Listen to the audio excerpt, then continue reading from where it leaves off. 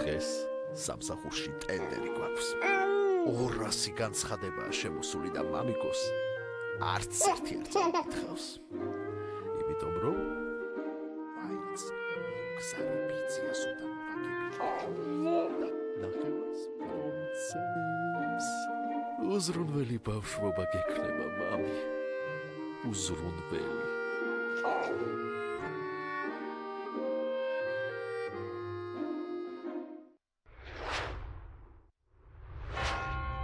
ლამაზი სიტყვები ნათქვამია. გთხოვ მიიღო ეს ბეჭედი ჩვენი ქორწინების, სიყვარულისა და ერთგულების სიმბოლოდ. ფიცი დადებული. არასოდეს მიგატოვებ. ოჯახი შექმნილი. მე შენ მიყვარხარ. მაგრამ ეს ბედნიერებისთვის არ კმარა. დერა. მარკომდე რამდენი კაცი გყავდა. ეჭვი ნდობის ნაცვლად. მატყუარა. დამცირება სიყვარულის მაგიერ. და ძალადობა, რომელიც ოჯახურ ტრადიციად იქცა. მიშველეთ. ბავშვებს არ მიუახლოვდე. უდანაშაულო დამნაშავის ჯოჯოხეთად ქცეული სიცოცხლე. 8 აპრილიდან. რატომ მე ღმერთო, რატომ? დღის 3 საათზე. მიპასუხე, მიდი. აღმოსავლური დრამა. მისი ტანჯვა გაგრძელდება. ნუ მიმატოვე. TV პირველის ეთერში. არ მიმატოვო. გთხოვ.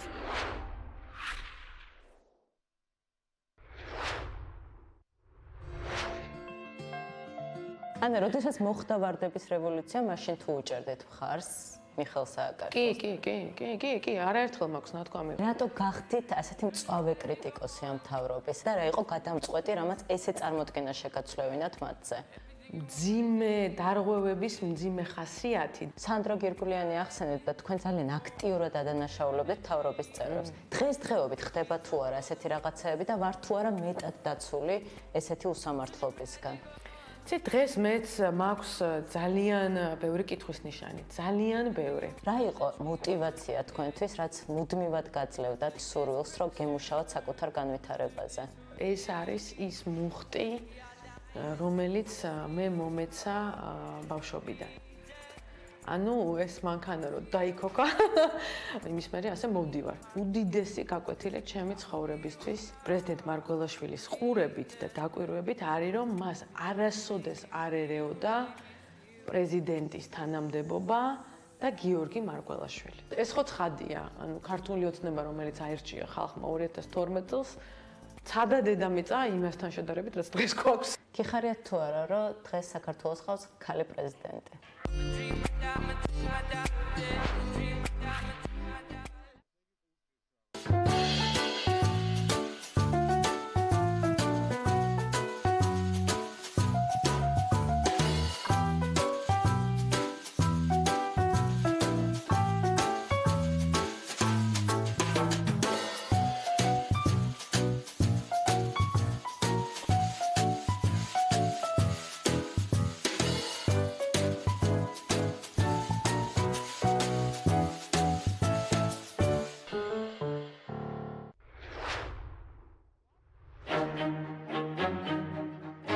რადიო თავისუფლების გადაცემა პერსპექტივა. ჩვენ საუბრობთ საქართველოს დასავლურ პერსპექტივაზე.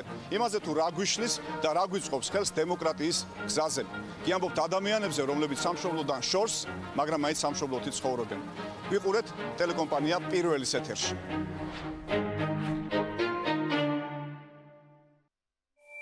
TV პირველი თანამგზავრზე.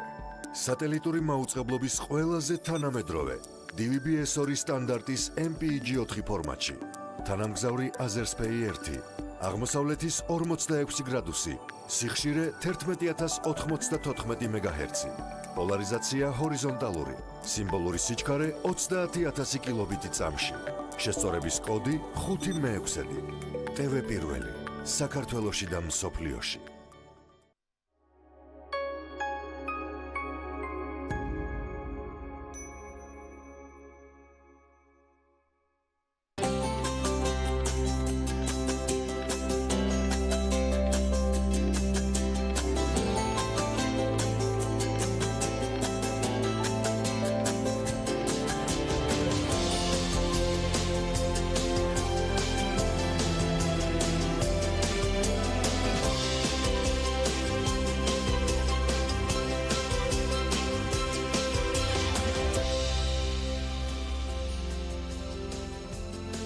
Airbnb-სა და Louvre-ის გათამაშება, ვისაც შანსი დალიოს ჭიქაღვინო მონალიზასთან ერთად, რას უწუნებდნენ საუკუნის წინანდელ ქუთაისში ქალებს და რა იცვლება კულტურის პოლიტიკაში ჩვენს ქვეყანაში დღეს. ჩვენი გუნდი წარმოგიდგენთ. ამერიკული გამოცდილება და ქართული მედია რეალობა. TV პირველისა და NBC 12-ის ერთკვირიანი საქმიანი სტუმარ მასპინძლობის შედეგები. ემის 7 ჯილდოს მფლობელი მარკეტერი და NBC-ის ახალი ამბების ჟურნალისტი ქართულ მედიას პირდაპირ ეთერში შეაფასებენ. რამაზ იოსელიანის ახალი კინოროლი და მოკლემეტრაჟიან ფილმში მოქცეული სამსახიობო ოსტატობა. რა ხდება მაშინ, როდესაც მოულოდნელობა მთელს ცხოვრებას თავდაყირა აყენებს. ახალი ქართული ფილმი მეხდაკრული. შემოქმედებითი ჯგუფი სტუმრად სტუდიაში პირველამდე. საქართველოზე შეყვარებული ავსტრიელი ფოტოგრაფის თბილისური პროექტი. ეს არის ჩემი ერთ-ერთი საყვარელი ნამუშევარი, რომელიც სვანეთში უშბასთან ახლოს არის გადაღებული. საქართველოზე ფიქრით შექმნილი ფოტონამუშევრები 4 ისტორიული ეპოქის კვალდაკვალ. შემოგვიერთდით პირველამდე. ჩემი ნება რომ იყო სულ კაბინეტში ვიქნებოდი და სცენარებს ან მემუარებს დავწერდი, რადგან სათქმელიც ბევრი მაქვს და ამას ასაკიც მავალდებულებს. მხატვრულ კინემატოგრაფიაში ჩემს მწვერვალებს ალბათ მივაღწია, ვერასდროს გავიმეორებ ისეთი კლასის ფილმებს, როგორიცაა შემოდგომის მარათონი და მე დავდივარ მოსკოვში. ამბობდა ერთ-ერთ ინტერვიუში გიორგი დანელია. 88 წლის კინორეჟისორი გუშინ მოსკოვში გარდაიცვალა, თებერვალში ის ფილტვების ანთებით საავადმყოფოში გადაიყვანეს და სუნთქვის სტაბილიზაციისთვის ხელოვნურ კომაში ამყოფებდნენ. გიორგი დანელი 1930 წლის 25 აგვისტოს თბილისში დაიბადა, 50-იან წლებში მოსკოვის არქიტექტურის ინსტიტუტი დაამთავრა, 59-ში კი უმაღლესი სარეჟისორო კურსი მოსფილმში მიხეილ კალატოზოვის კლასში. ნაღვლიანი კომედიების ავტორის ყველაზე პოპულარულ ფილმებს შორისაა არდაიდარდო აფონია, მიმინო, იღბლიანი ჯენტლმენები, შემოდგომის მარათონი, კინძაძა. გამოცემული აქვს ავტობიოგრაფიული წიგნი უბილეთო მგზავრი, მიღებული აქვს უამრავი ჯილდო, მათ შორის კანის ოქროს პალმის რტო.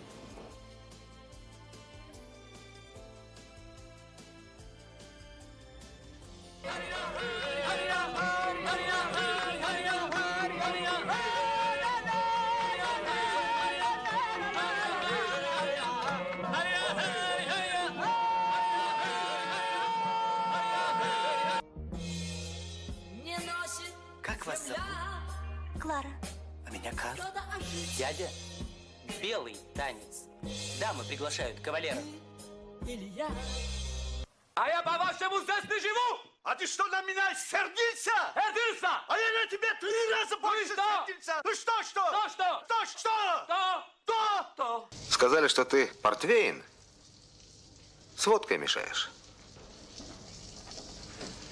Я говорил ему, а он коктейль, хиппи лохматый. Вот так! Будь другом помедленней. Вот так! Владимир Николаевич. Как вы здесь живете? Никто никого не знает. Отдать Карбовой.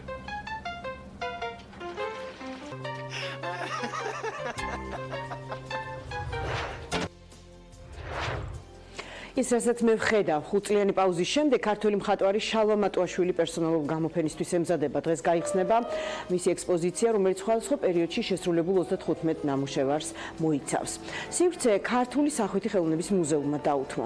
ექსპოზიციის გახსნამდე მუზეუმის საჯარო სივრცეში შალვა მატუაშვილმა ხატვის მასტერკლასი უკვე ჩაატარა. ქართველი ფერმწერისა და გრაფიკოსის ნამუშევრები საქართველოს ეროვნული მუზეუმის გარდა მიუნხენის, სტამბოლის, ტოკიოს, პარიზის, ბერლინის, ნიუ-იორკის კერძო კოლექციებსა და სხვადასხვა გალერეაში ინახება. მე ვარ იმ ტიპის მხატვარი, რომ ძალიან დიდხანს მუშაობ ერთ სურათზე და ამიტომ მე ვერ გეტყვით, რომ როდესაც მე გამოფენისთვის ვემზადებ. წინა საუკუნის ნამუშევარიც კი არის, 96 წლის ნამუშევარიც კი არის გამოფენილი, არის უახლესი ნამუშევარი, აქ უფრო მეტია დინამიკა. პირველად გავაკეთე ასე ძალიან ბევრი ცივებით ნამუშევარი. ძალიან უღელავ რასაკვირველია, ამიტომ რომ მე ვფიქრობ, ყველა მხატვრისთვის და ამ შემთხვევაში ჩემთვის გამოფენა არის დღესასწაული. თეთრი ბარათის მოძრაობას ქართველი სპორტსმენებიც შეუერთდნენ. კამპანიის მიზანი სპორტში პოზიტიური ღირებულებების წახალისება გახლავთ. ეს აქცია გაერომ სპორტის საერთაშორისო დღეს დაუკავშირა, რომელიც ყოველწლიურად 6 აპრილს აღინიშნება. თეთრი ბარათი, ეგრეთ წოდებული წითელი ბარათის საპირისპირო სიმბოლო გახლავთ და პოზიტიურ ჩართულობას, ტოლერანტობასა და მშვიდობას გამოხატავს. კამპანიის წესების თანახმად ადამიანები იღებენ ფოტოს თეთრი ბარათით, აზიარებენ სოციალურ ქსელში #whitecard და მეგობრებს კამპანიაში ჩასართავად იწვევენ. თეთრი ბარათის აქციაში მონაწილეობას იღებენ სპორტული ფედერაციების წარმომადგენლები, მომქმედი და ვეტერანი სპორტსმენები, ოლიმპიური, მსოფლიოს და ევროპის ჩემპიონებიც. გაეროს იმ ინიციატივას საქართველოს უკვე მე-6-ად შეუერთდა. თეთრი ბარათის 2019 წლის კამპანია აფრიკული წარმოშობის ფეხბურთელმა დიდიე დროგბამ გახსნა. გაატარა ღამე მონა ლიზასთან ერთად პარიზში ლუვრის მუზეუმი და ვებგვერდი Airbnb საინტერესო გათამაშებას აწყობენ. იღბლიან გამარჯვებულებს თავაზობენ უნიკალურ შესაძლებლობას ღამე ლუვრის მუზეუმში ცნობილი ექსპონატების გარემოცვაში გაატარონ. საძინებელი, რომელიც გათამაშების გამარჯვებულებს დაეთმობა, პირდაპირ ლუვრის მინის პირამიდაშია მოწყობილი. ეს მცირე ზომის კონსტრუქცია სპეციალურად ნაგებობის 30 წლის იუბილეს აღსანიშნად შეიქმნა. ვიდრე მინის საძინებელში გაატარებდნენ ღამეს, ლუვრი გამარჯვებულებს სპეციალურ თავაზობს. იღბლიანი ვიზიტორები მუზეუმის უნიკალური ექსპონატების დათვალიერების შემდეგ მონა ლიზასთან ერთად დააგემონებენ ჭიკა ღვინოს და ვენერა მილოსელთან ერთად ივახშმებენ. ბოლოს კი ნაპოლეონ მესამის სასახლის აპარტამენტებში აკუსტიკურ კონცერტს დაესწრებიან. დარწმუნებულები ვართ, ლუვრში ღამით ხეტიალზე ბევრი ოცნებობს. ჩვენ გვინდა რომ ეს ჯადოსნური და დაუვიწყარი შთაბეჭდილება ვინმეს ვაჩუქოთ. გსურს რომ ხალხმა გაიგოს თუ როგორი ხელმისაწვდომი და შთამაგონებელი შეიძლება იყოს ხელოვნების ნიმუშები. აცხადებენ მუზეუმის მესვეურები. შეგახსენებთ, ღამის თევით ლუვრში გათამაშება Airbnb-ის ინიციატივით დაიწყო.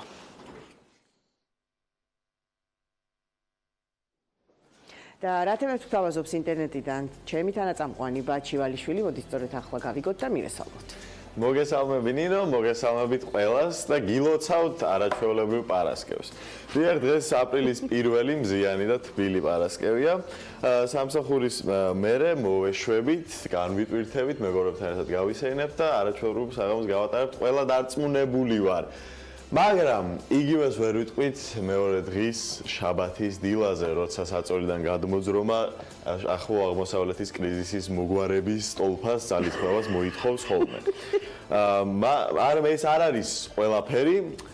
თქვი კარგი ამბავი მაქვს თქვენთვის, ასეთი ნაბახუსევი ყოფა დიდი ხანი აღარ გვიქადი, დიდხანს აღარ მოგვიწევს, მოკლედ დაახლოებით 5 წელიწადში უნაბახუსევო ალკოჰოლი გამოჩნდება, მეგობრებო, უნაბახუსევო და არა მშრალ კანონს არ აბრუნებენ, ეს არის ახალი გამოგონება, ალკოსინთი.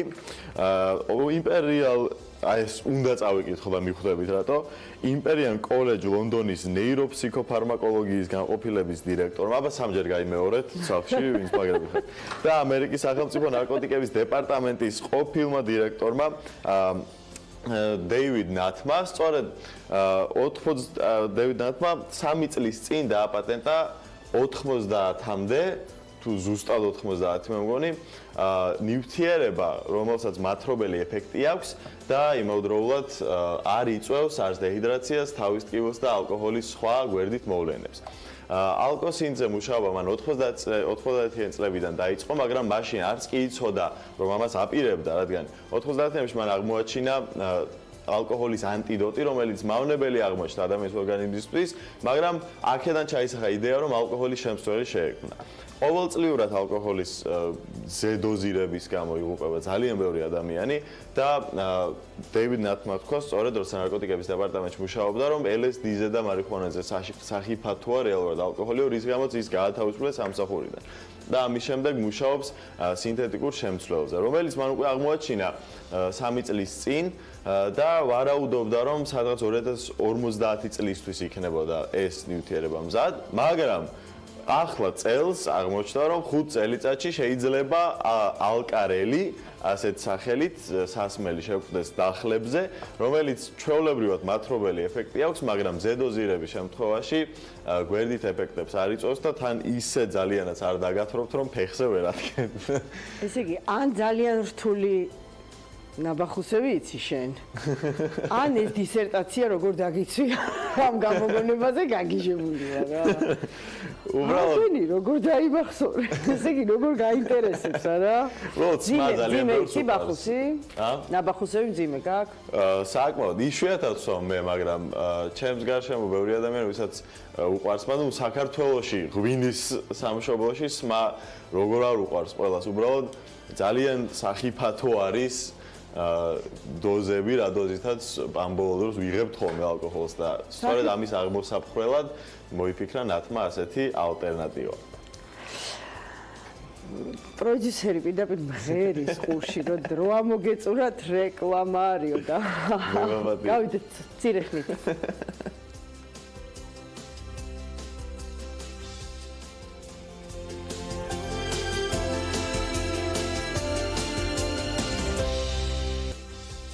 პირდაპირ ეთერში ვაგრძელებთ. რა იცვლება ადამიანის ცხოვრებაში, როცა სიკვდილი თვალებში ჩაგხედავს? ყოველთვის ტრაგიკულად უნდა განიცადო თუ არა შენი პრობლემები და სხვა რა ალტერნატიული გზები და საქციელები არსებობს იმისთვის, რომ სამყარო ჩვენს გარშემო ჩვენ თვითონ შევცვალოთ.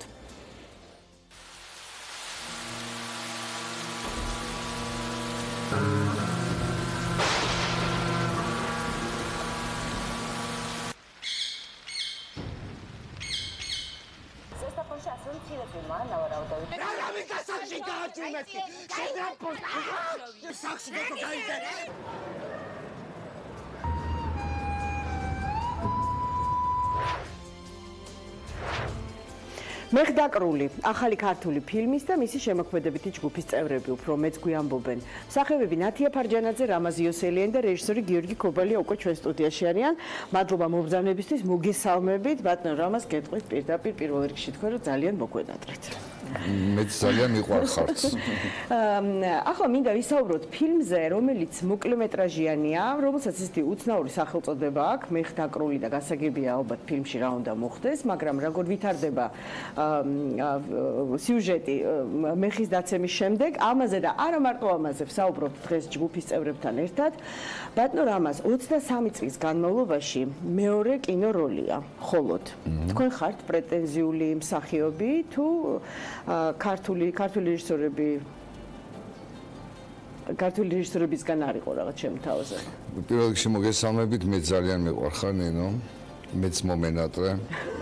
ტელეეკრანზე რაც შეეხება ჩემს პრეტენზიას, არა ვარ მე პრეტენზიული, უბრალოდ მე ვთვლი რომ მსახიობი რომ ხარ, ცოტა იღბალიც უნდა გქონდეს ხშირ შემთხვევაში და მე უფრო ბევრ კი თქვენ, მაგრამ ბევრ რუსულ ფილმებში მითამაშია ვიდრე ქართულში და არ ვიცი რატომ.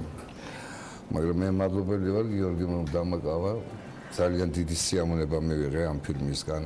არაჩვეულებრივი მართალია 5 დღეში გადავიღე და მე შემიძლია თქვა ყველაზე ბევრი კადრი იყო, დუბლი იყო, მე მგონი 2 სიყვარულში, ურთიერთპატივისცემაში და მოფერებაში გადავიღეთ ეს ფილმი. ანუ სულ ორჯერ დაეცით, მე ხმარო დაგარტყათ, თუ აქ საშუალება ეხლა პროდიუსერს რომ გადაიღოს. ერთი დუბლი იყო. საერთოდ როგორ გჩვევიათ და უყურებთ გადაღებულ მასალას? ახლა კინოფირზე ხო აღარ მიდის გადაღებები და არის საშუალება რომ მაგალითად არ ვიცი, შეიძლება აბსურდს ვკითხულობ. მიხვიდე და ნახო როგორ დაეცი ერთხელ და მოგეწონება აღარ გაიმეორებ დუბლს, თუ არა და შეიძლება თქვა რომ მოდი რა, კიდე ერთხელ ვცდი. არა, დუბლს ჩვენ უყურებთ. ყოველ შემთხვევაში მე უყურებ დუბლს, იმიტომ რომ რამდენად რეალურად გავაკეთე, რამდენად ზუსტად გავაკეთე, რომ მე შეცნობები გამოვასწორო და ისეთი ზუსტად დავეცი მეც გამიკვირდა ჩემი დაცემის და დაცემა ყოველთვის არა ეს ასე ამოდო, მაგრამ ამ შემთხვევაში გამიხარდა ჩემი დაცემა. ამ მეხის დაკვრვის შემდეგ იცვლება სიტუაცია და ადამიანის ცხოვრება, თუ რაღაც სხვა გარემოება არის ისეთი რადიკალურად რომ ცვლის ხედვებს ცხოვრებაზე თქვენს ფილმში? ანუ მეხდაკრული თვითონ რატომაც ქვია ფილმს, არა იმიტომ რომ რაღაც მეხი ეცემა ადამიანს და ასე შემდეგ, უბრალოდ ჩემთვის უფრო პერსონაჟი არის მეხდაკრული, ანუ ქართველებს გამოთქმაც ხო აქვს რომ რა მეხდაკრულებით დადიხარ და დაახლოებით ეგეთი გმირი არის რა და უფრო მაგიტო ქვია და ნუ მე ეს ვიზუალურადაც გამოვხატე ეს ასე ვთქვათ. თუ კიდე წევლა არა მეხი დაგეცეს. ხო, მეხი დაგეცეს. ეს არის. ამასთან რომ მივედი ეს უნდა გადავიღოთ, მითხრა რომ ძალიან მეშინია მეხის, თუნდაც ძალიან მეშინია მართლა. მართლა მეშინია. გეტყობოდა დაცემაზე. მართლა მეშინია მეხის. გიორგი, რეზო ესაძის სახელოსნო დაამთავრე თეატრალურ უნივერსიტეტში, თუმცა კინოში რეალურად მაინც ითვლება, რომ ახალგაზრდა რეჟისორი ხარ, ხო? საინტერესოა ბატონო რამაზ, აი ახალგაზრდებთან მუშაობა, საერთოდ ესე ადვილია დათანხმება? მსახიობისთვის გამოცდილება. მსახიობისთვის ბევრი მსახიობი არ თანხდება. მე შემიძლია ვთქვა, მე გამონაკლისი ვარ, რომელიც ხშირად მივდივარ სათამაშოდ, სპექტაკლების და ფილმების მსახიობები ახალგაზრდებთან, იმიტომ რომ საინტერესოები არიან, სხვანაირად აზროვნებენ, სხვანაირად ხედავენ და ეს იმას ნიშნავს, რომ მე არ დავბერდები. ფორმაში ვიქნები. თქვენ ერთ თეატრში მოღვაწეობთ დღეს. ხო, პირველ რიგში მაყურებელს მინდა შევახსენო, რომ ბატონი რამაზ გახლავთ ვალერიან გუნიას სახელობის ფოთის სახელმწიფო პროფესიული თეატრის ხელმძღვანელი და მაგრამ თბილისშიც მის სამსახიობო სტატობა ყოველთვის შეგიძლიათ შეაფასოთ კინომსახიობთა თეატრში ბაკულას ღორებში თამაშობს ჯერ კიდევ უკვე 40 წელზე მეტია, ხო?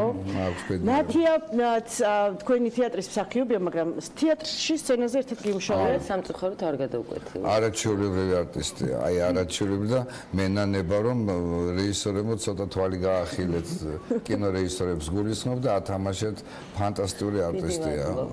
მე საუბრნიშნა მაგას რაც შორის რომ ანუ იშვიათად ესეთი სიამოვნება გადაღებული მყავს ანუ რასაც ვიტყვი ძალიან ბევრი მსახიობი ნუ რეკლამებსაც ვიღებ გარდა ფილმებისა და აი ძალიან ბევრი მსახიობთან ვიმუშავე მაგრამ ენათია ძალიან იშვიათი იცი რა ხო ხედავ რა კარგი ყოფილა ტევ პირველს გაკებენ გესიყვარულებიან ნათია მეძავის როლს თამაშობ ამ ფილმში და ძალიან ისეთი უცნაური ხაზია იცი რა ზოგადად როდესაც მეძავი და მამაკაცი ფილმში რაღაცა სიუჟეტს იწყებენ ხო რაღაც თითქოს ბანალურია ბევრი კინოფილმი ვიცით ასე დაწყებული რომელიც რაღაც შეიძლება სერიოზულ სიყვარულში გადაიზარდოს მე მუდმივად თანაცხოვრებაში და ასე შემდეგ. ამ ფილმშიც ასეა?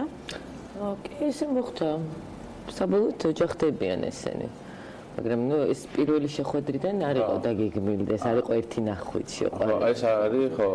ანუ ფილმში ჩვენ რო ხედავთ გმირებს ერთად, მათ უკვე რაღაცა ისტორია აქვთ მანამდე. იცნობენ, ხვდებიან და რაღაც ურთიერთობა არსებობს. ისეთი როგორც შეიძლება იყოს მძღოლს და მეძავში შორის. მაგრამ იძულებით. მაგრამ იძულებითი რატო? ფილმი ნახეთ. თუ ყველაფერი მოგიყევით, აღარ მოხოთ ფილმის ანახავად ზემონინო. გიორგი, რეკლამაზე მუშაობ ბოლო წლებია ძალიან ინტენსიურად, ბევრი სოციალური რგოლი, ძალიან საინტერესო კონცეფციით მოწოდებით. ეხლა რომ ბევრ სააზროვნოს ტოვებს, ისეთი რგოლებზე გაქვს ნამუშევარი.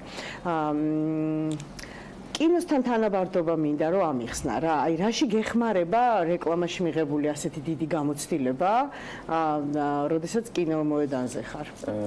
ერთადერთ რაღაცაში რომ უბრალოდ ანუ მქონდა მე მახსოვს რომ როდესაც გადასაღებ მოედანზე გავდიოდი, აი ნერვიულობა რომ აი მე ჯგუფი რაღაც ამდენი ხალხი რაღაც შენ გარშემო რო იყო, ეს უბრალოდ ეს გადავლახე რეკლამაში რომ შევეჩვიე რომ ყოველდღიურად ეს ბევრი ადამიანი შეიძლება იყოს სეთზე და ნუ ეს არაფერს არ ნიშნავს. რა გიჟდა თქვა ამ ფილმით? თორე მეორე მხრივ იმასაც ვიტყვი, რომ რეკლამა ჩემთვის დიდად არაფერს არ ნიშნავს. იძულებით ვარ ამ სფეროში, ასე ვთქვათ, იმიტომ რომ ნუ საერთოდ საჭიროა ეს სფერო რა. ნუ კინო არის ჩემთვის ერთ-ერთი მთავარი ამოსავალი. და იქ სადაც უფრო მეტის თქმა შეგეძლია და გიყვარს, რა გინდოდა გეთქვა ამ ფილმით. იცი რა, მე მინდა მაყურებელს არ მოუყვეთ შინაარსი, ამაზე არ არის ხა საუბარი, მაგრამ მე ვნახე სულ რამდენიმე ფრაგმენტი და დამრჩა შთაბეჭდილება, რომ ქართულ ფილმში სადაც უფრო ხშირად ძალიან ამძიმებენ პრობლემებს, შენთან არის პირიქით შემსუბუქებული, ხო?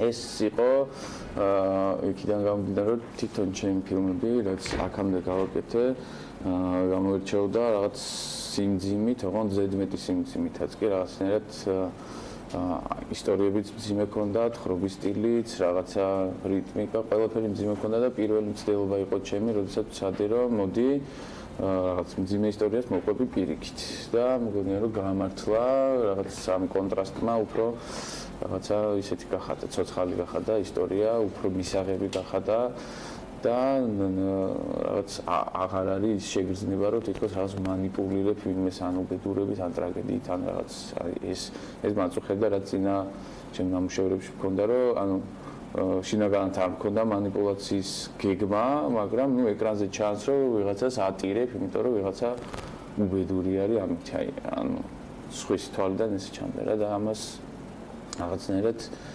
აუარე გვერდი და თან ეს ყველაფერი წამოვიდა იქიდან რომ ანუ შევატყვე რომ ადამიანები როდესაც გიყვებიან თავის ისტორიას და თუ ტრაგიკულ ისტორიაზე თვითონ ეცინებათ რა მომივიდა და სიცილით გიყვებიან ხო ბევრად უფრო საინტერესოა იმ ადამიანის მიმართ უფრო მეტი ემპათია და რაღაც მეგობრობის გრძნობა გიჩნდება ვიდრე რომ დაქტირის და ვაი და ვუის რო იწყებს ну რაღაცნაირად თუ გინდა რომ განერიდო რა და აი აქედან გამომდინარე ვიფიქრე რომ ну ეს მიმართულება უფრო სწორია მაგრამ მე გისმენ მე მაინტერესებს აი რა უნდა ჭირდეს ადამიანს თქვათ აი რა ტრაგიზმში უნდა იყოს პერსონაჟი და მე თქვენთვის რამდენად იყო აღმოჩენა როგორ შეიძლება რაღაცა სხვადასხვა გზები იპოვნენ იმისთვის რომ თავი დაიძრინო აქედან და რაღაც საბოლოო ჯამში რაღაც კომედიური და კომიკური სცენები შექმნა მსახიობმა ნინო მე უკვე იმდენი ვიცხოვრე იმდენი ტრაგედია და კომედია ქონდა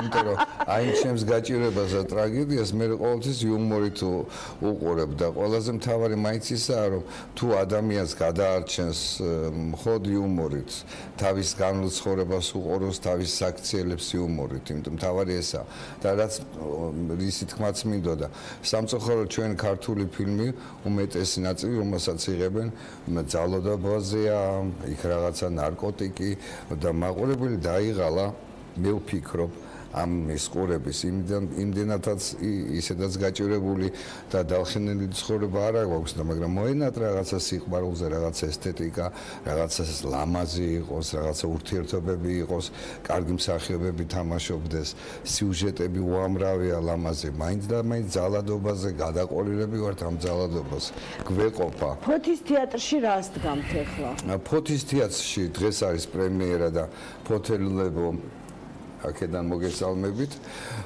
ბრემენელი მუსიკოსებია დადგა არაჩვეულებრივმა რეჟისორმა პატარა ახალგაზრდა რეჟისორმა ვახო ნიკოლავამ უნდა გითხრათ რომ უკვე პრემიერაზე გაყიდულია ბილეთები ერთ კვირაში გვექნება მეორე პრემიერა მარინა რევია ქვია სპექტაკლს და თამაშობს მოწვეული მსახიობი ქუთაისელი არაჩვეულებრივი მანდილოსანი ენდი ძიძავა და დგავს ნიკუშა ჩიკვაიძე არაჩვეულებრივი ბავშვია რეჟისორია ძალიან დუქცხოვრება თეატრში სადაც ახლა ვიცი რომ სარემონტო სამუშაოები მიმდინარეობს მაგრამ თქვენ აღძელებს მაგრამ მაინც ჩვენ ვიმუშავებთ რემონტ საქართველოში მე არასდროს არ ვიცით რაშია საქმე არაწესიერი ხალხი ვართ შინაგანად იმიტომ აი ფოთზე მოგახსენებთ როცა ჩვენ აშენებ შენი ქალაქისთვის რამე შენობას არ უნდა მოიპარო უნდა მიიტანო საქმე ითხოვს არა მოპარებას არამედ მიტანას აი ჩვენ ვინც აქვს ხედავთ ამ ფილმს თუ არ მივეცით ენერგია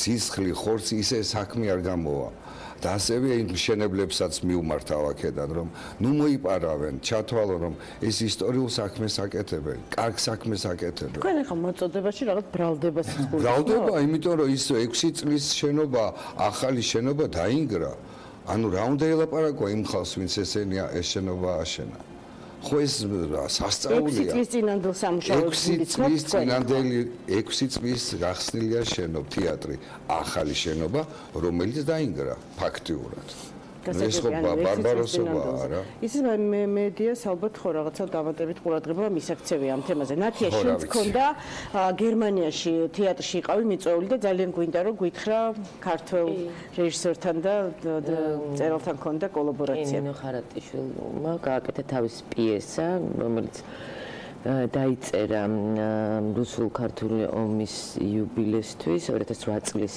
ომის და ამ თემასთან დაკავშირებით იყო პიესა გაკეთდა მარბურგის თეატრში იყო კოლაბორაცია კინომსახიობთა თეატრის და მარბურგის თეატრის. თამაშობდა 3 ქართველი მსახიობი, 3 გერმანელი. ჩვენ თამაშობთ ქართულად, გერმანელები გერმანულად და ძალიან კარგად მიიღო მაყურება. სხვა შორის იქ ძალიან კარგი წესი აქვს სპექტაკლის მერე მაყურებელი, ვისაც უნდა მსახიობებთან გასაუბრება, რჩება და ყოველი სპექტაკლის მერე არის შეხვედრები და რაღაცებს დისკუსიები ან ხო რაღაცებს ვერიგებენ რაღაცებზე, რაღაც თავისი აზრი აქვთ და ნუ ძალიან კარგი ტრადიცია მე ვფიქრობ იმისთვის რომ მაყურებელთან კონტაქტი და ურთიერთობა მნიშვნელოვანია. სხვა შორის რაღაცა მსგავსი ტიპის პროექტი მოსინჯა და დაიწყეს და მარჯანიშვილის თეატრშიც ამაზე საუბარი სამწუხაროდ ახლა ბევრს მოითხოვს ჩვენგან დროს, ჩვენი დრო კი ამოიწურა. მე მინდა ძალიან დიდი მადლობა გადაგიხადოს სტუმრობისთვის. გისურვებთ წარმატებები თეატრშიც, კინოშიც და რაც თავია წარმატება უსულოთ ფილმს, რომელზეც დღეს საუბრობთ. საფესტივალო ცხოვრებას იწყებს ახლა მეხტაკრული, ხო? მალე დაიწყებს კი.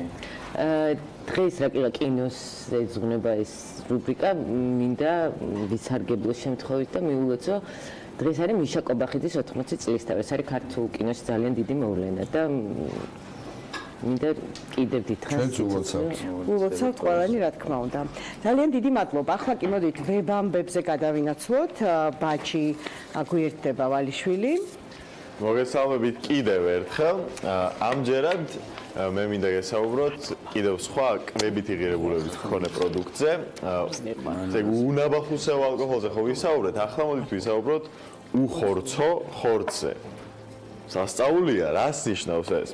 მოკლედ, ამერიკის ერთ-ერთმა მსხვილმა ბურგერების რესტორანმა, რომელსაც ახლა ვერ ვახსენებთ ძალიან გასაგები მიზეზების გამო, დატესტა უხორცო ხორცით გაკეთებული ბურგერი და აღმოჩნდა, რომ თითქმის 100%-მა მოხმარებლებისა ვერ გაარჩია ეს მცენარეულ ბაზაზე დამზადებული სტეიკით გაკეთებული ბურგერი ნამდვილი ხორცით, ძროხის ხორცით გაკეთებული ბურგერისგან.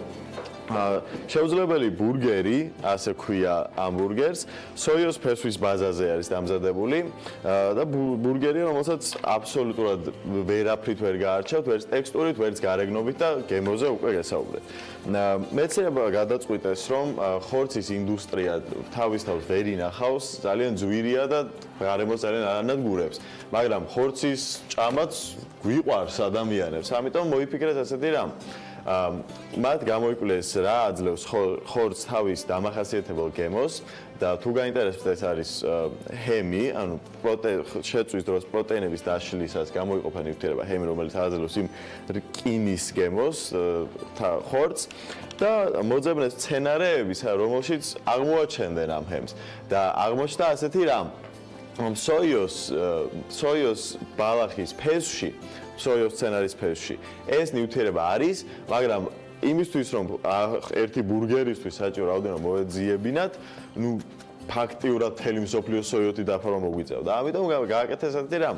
მათ შექმნეს სპეციალური სოკო, სინთეტური, რომელიც სოკო საფუარი, უბრალოდ სწორად, რომელიც ამ ჰემს ამრავლებს. და ამ გამრავლების შედეგად ჩვეულებრივად ხორცის გემოიან სოიოს ბურგერს იღებთ.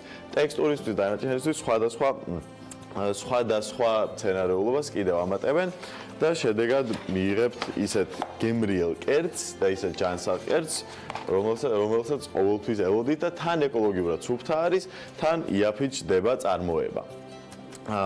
ამიტომაც როცა გამოჩნდება ეს ხორცი ჯერ კიდევ დატესტვის პერიოდში, მაგრამ როცა გამოჩნდება საქართველოში, არ გაგიკვირდეთ, რომ ვერც კი გაარჩიოთ რას ჭამთ და არ გაგიკვირდეთ, რომ ვიღაცამ გითხრათ, უი, თქვენ ახლა ბალახ ჭამთო, როცა სინამდვილეში უყურებთ და ნამდვილი ხორცი არის. მე მგონი გადაფარვაში ეკრანზეც ხედავდით, რამდენად ზუსტად ის არის, რასაც გესაუბრებთ. და ამერიკელებს არაფრით არ ჩამოვრჩებით ახლა ქართველები და საქართველოში დრო ახალ ამბებზე გავიდეთ, ბაჩი, ბოდიშს ვიხდით, რომ შეგაწყვეტინეთ და აუცილებლად საინფორმაციო გამოშვების შემდეგ დაგიბრუნდებით. ნინო კიდევ ერთხელ მოგესალმებით. დღის ამბებს მოკლედ 12-ზე გიორგი კიკაბიძე გიყვებათ. საქართველოს მოქალაქეს გაროზღვა ემუქრება, ის შესაძლოა არაადამიანური მოპყრობის მსხვერპლი გახდეს. ადამიანის უფლებათა ევროპული სასამართლო ბულგარეთს მოუწოდებს არ გადასცეს ირანს საქართველოს მოქალაქე, რომელიც ქურდობაშია ბრალდებული. სასამართლოს პრეს-რელიზში, რომელიც 4 აპრილს გამოქვეყნდა, გამოთქმულია შეშფოთება, რომ ბრალდებულს ირანში გაროზღვა ემუქრება. საქართველოს მოქალაქე მოხსენებულია 1951 წელს დაბადებული ამჟამად სოფიის ციხეში მყოფი გსდ, რომელსაც ირანში ექსტრადიცია ემუქრება. სტრასბურგის სასამართლო შეფასებით ირანში ექსტრადიციის შედეგად დაირღვეოდა ადამიანის უფლებათა ევროპული კონვენციის მესამე მუხლი, წამებისა და არაადამიანური ან დამამცირებელი მოპყრობის აკრძალვა. გსდ დააკავეს 2016 წლის დეკემბერში ინტერპოლის წითელი ცირკულარის საფუძველზე, როცა საქართველოდან ბულგარეთში ჩაფრინდა. ინტერპოლის ინფორმაციით 2016 წელს მან 50,000 ევრო მოიპარა თეირანში ვალუტის გადასაცვლელი პუნქტიდან. საქართველოს მოქალაქემ სტრასბურგის სასამართლოს მიმართა ექსტრადიციის თავი განასაცილებლად.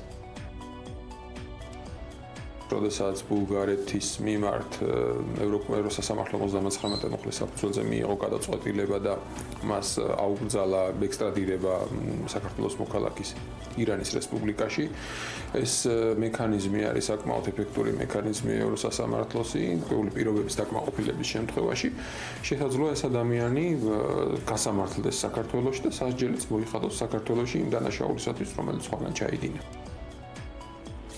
13 აპრილს 14 საათზე ფილარმონიაში დაიცავი საქართველოს საგანგებო შეკრება გაიმართება. ქართული ოცნების ძველი სახეები ახალი ძალის სახელით და ერთი იდეოლოგიით გაერთიანდნენ. შეხვედრის მთავარი ორგანიზატორი პოეტი დავით მაღრაძეა.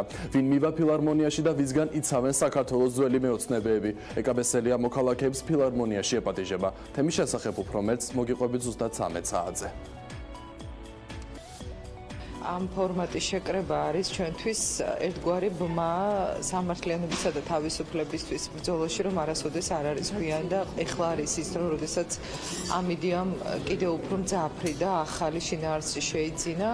რა თქმა უნდა, ჩვენი ყოფნა ეს არის დადასტურება იმისა, რომ არც მაშინ, როდესაც ეს მოძრაობა შეიქმნა და ვიბრძოდით ქვეყანაში თავისუფლებისა და სამართლიანობისთვის და არც დღეს რაღაცა არ გაწყვეტილა ეს კავშირი და დღეს გაცილებით უფრო მწვავედ დადგა უკვე მე-7 წელს ხელისუფლების შეცვლიდან, რომ სამართლიანობის იდეას ისევ ემუქრება საფრთხე.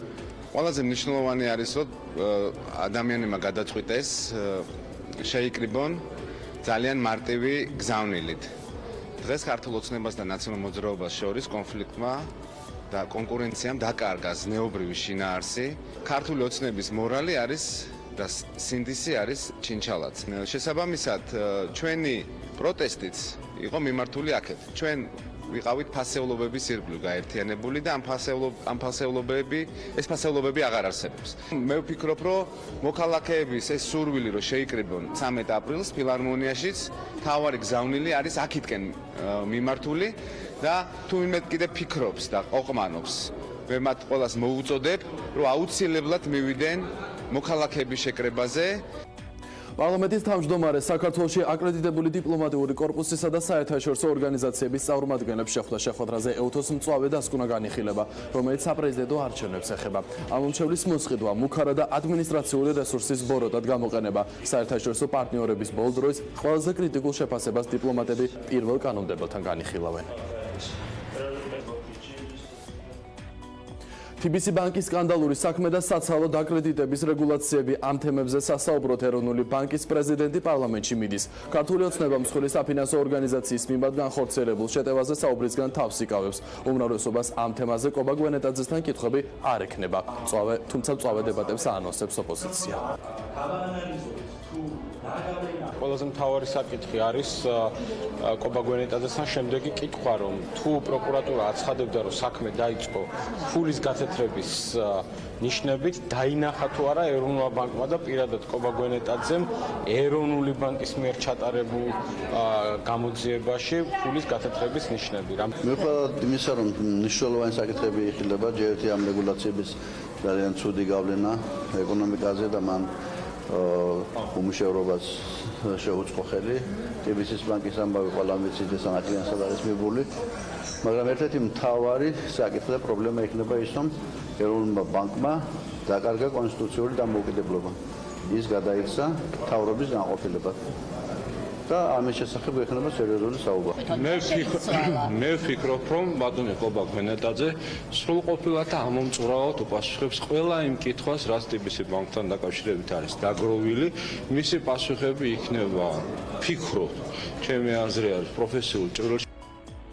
კლანი უსამართლობა და უნდობლობა საზოგადოების აზრის გამოკითხვა მაჩვენა, რომ ქვეყანაში არსებული ინსტიტუტებიდან სასამართლოს ერთ-ერთი ყველაზე დაბალი ნდობის მაჩვენებელი აქვს. გამოკითხულთა 53% ფიქრობს, რომ სასამართლო სისტემა მმართველი პარტიის გავლენის ქვეშაა, ხოლო 50%-ს მიაჩნია, რომ სასამართლო უსამართლოა. გამოკითხულთა 53%-ის აზრით მართლმსაჯულებაში არსებობენ გარკვეული კლანები, ასევე 87% ფიქრობს, რომ მოსამართლეები ხელისუფლების მხარდაჭერით სარგებლობენ და კლანის წევრებმა უნდა დატოვონ სასამართლო სისტემა. კვლევის შედეგად გინდება ისიც, რომ გამოკითხულთა 53% საქართველოს პარლამენტს უნდობლობას უცხადებს. კვლევა საერთაშორისო გამჭვირვალობას საქართველოს დაკვეთით 2019 წლის 20 თებერვლიდან 5 მარტის პერიოდში ჩატარდა, სულ 2097 ადამიანი გამოიკითხა. სხვა ინსტიტუტებთან შედარებით სასამართლოს აქვს ყველაზე ნაკლები ნდობა, მასზე ნაკლები ნდობა აქვს მხოლოდ და მხოლოდ საქართველოს პარლამენტს. ასევე ჩვენი გამოკითხვით 53% ფიქრობს, რომ სასამართლო არის მმართველი პარტიის გავლენის ქვეშ, 50%-ს მიაჩნია, რომ სასამართლომ არ არის სამართლიანი. მნიშვნელოვანია ასევე ვიცოდეთ, რომ ჩვენი მოსახლეობის 53%-ის მიხედვით სასამართლო სისტემაში მოსამართლეთა გავლენიანი ჯგუფი არსებობს. აქედან 87% თვლის, რომ ეს გავლენიანი ჯგუფი ხელისუფლების მხარდაჭერით სარგებლობს. ასევე 94% თვლის, რომ კლანის წევრებმა უნდა დატოვონ სასამართლო სისტემა. ასეთ იყო ამ დროისთვის განვითარებული მოვლენები. დღის ამბებს უფრო ვრცლად 13 საათზე ეთუნა იცკეროელი წარმოგიდგენთ, ასე რომ დარჩით პირველზე. გიორგი, მხოლოდ დროებით ვემშვიდობებით საინფორმაციო ახალ ამბებს, რა თქმა უნდა, პირველ საათზე კვლაველით ჩვენი არხის ნიუსრუმიდან. ახლა თბილისის მერიამ კულტურის მიმართულებით განხორციელებული აქტივობების ანგარიში რო ჩაგვაბარა, ამაზე უნდა გიამბოთ და სამომავლო გეგმებიც წარმოგვიდგინა. ანგარიში მერიის კულტურის სამსახურის მიერ ჩატარებულ კვლევაზე დაყრდნობით შედგა. კვლევის შედეგად 3 ძირითადი პრიორიტეტი გამოიყო. ესენია ინფრასტრუქტურული მდგომარეობის გაუმჯობესება, მრავალფეროვნებისა და ხელმისაწვდომობის ზრდა და კულტურის სფეროში დაფინანსების ახალი წესის შექმნა.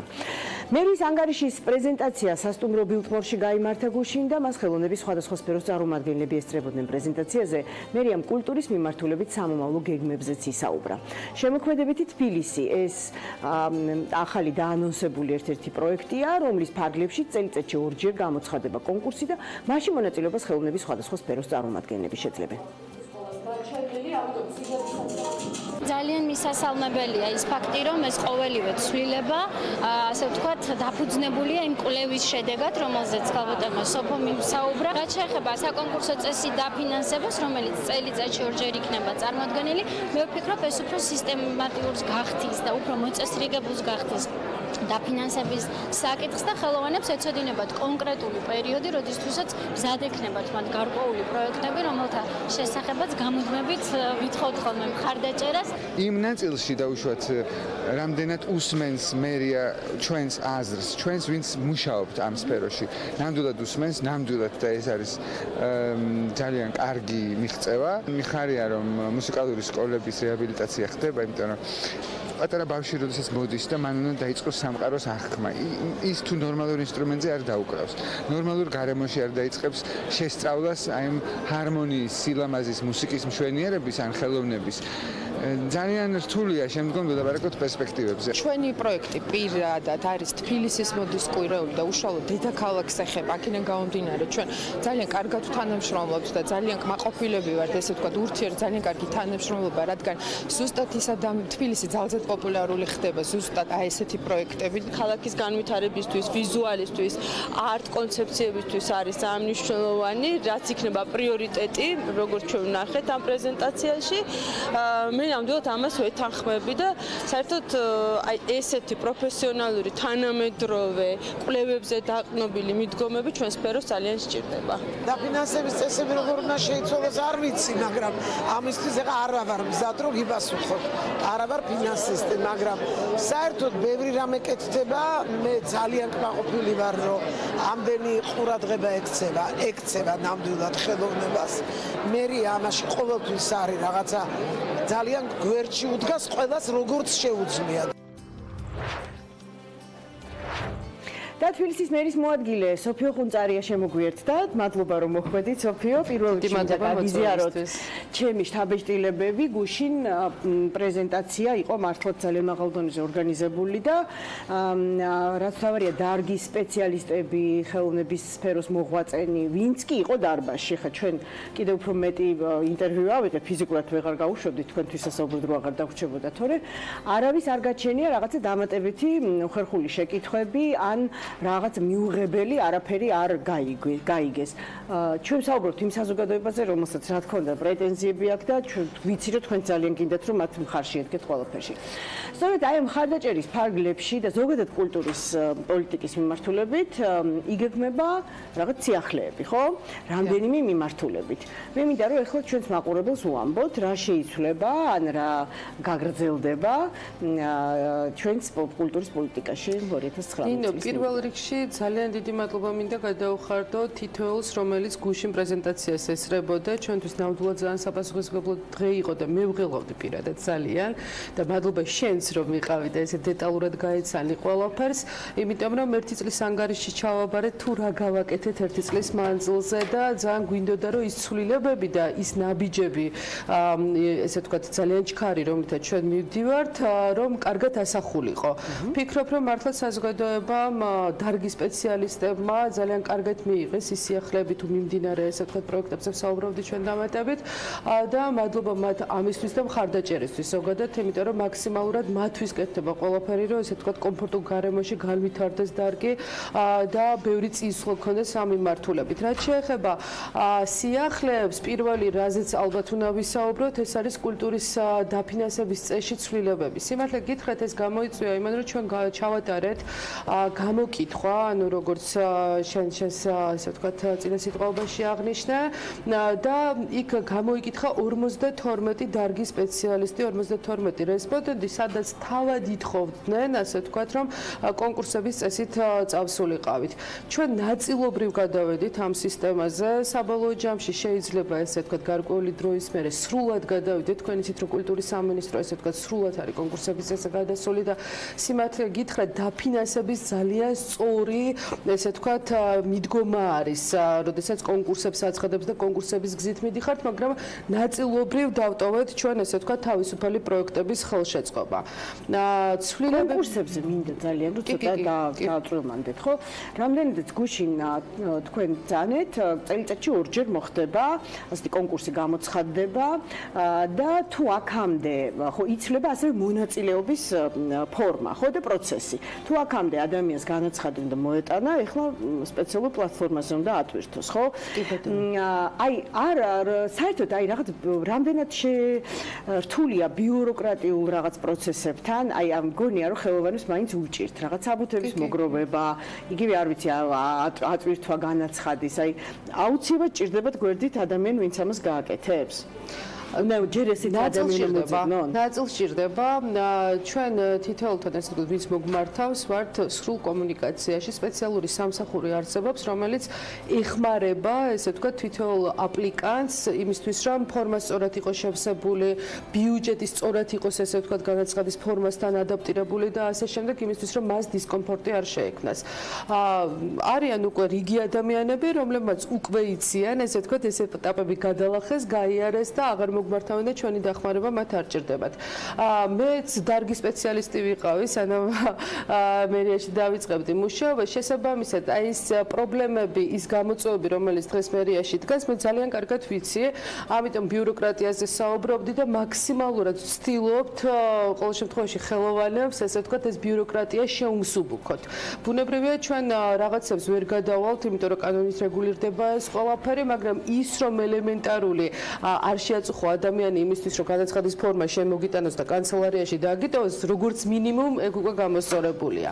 დამატებით შეიქმნება ესე ვთქვათ culture.gov.g, რომელზეც თავს მოიყრეს აბსოლუტურად ყველა ინფორმაცია, რასაც კულტურის საქალაქო სამსახური იგივე კონკურსებიც ამ პლატფორმაზე დამატებით იგივე კონკურსებიც ამ პლატფორმაზე გამოცხადება, თუმცა სანამ პლატფორმა, იმიტომ რომ მუშაობის პროცესშია ახლა და ცოტა ხანში გვექნება გამზადებული და სატესტო რეჟიმში არის ამჯერად, თბილისი gov.g-ზე იქნება გამოცხადებული, ასე ვთქვათ, მას სპეციალური გვერდი დაეთმობა და იქ შეუძლიათ იხილონ პირობები.